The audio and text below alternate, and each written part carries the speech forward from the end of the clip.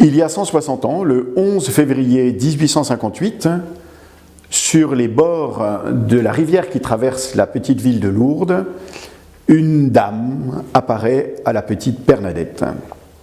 Celle qui sera reconnue comme la Vierge Marie attire depuis de nombreux pèlerins jusqu'à elle, et en particulier de nombreux malades.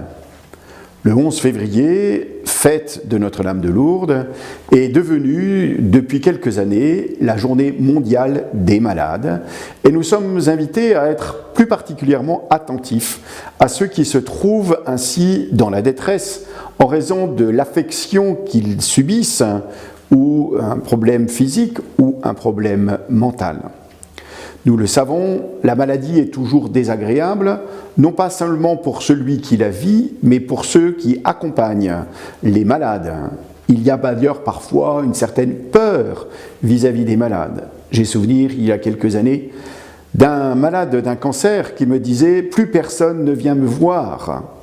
De fait, que dire si je dis simplement « Comment vas-tu » alors que je sais que la personne est gravement malade, je dois m'attendre à avoir une réponse négative et donc je préfère ne pas entamer la conversation.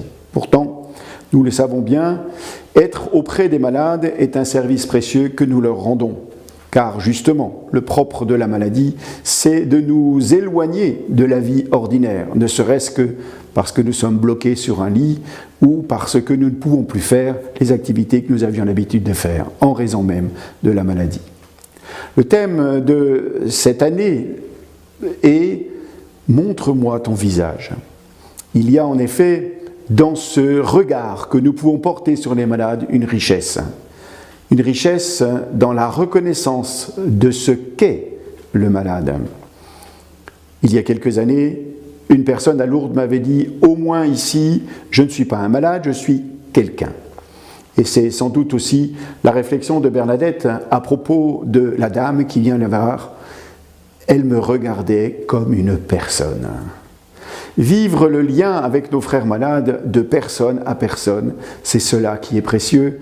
Et c'est là que nous pouvons alors reconnaître, comme le fit Mère Teresa, sur le visage de ceux qui sont à nos côtés, le visage du Christ lui-même.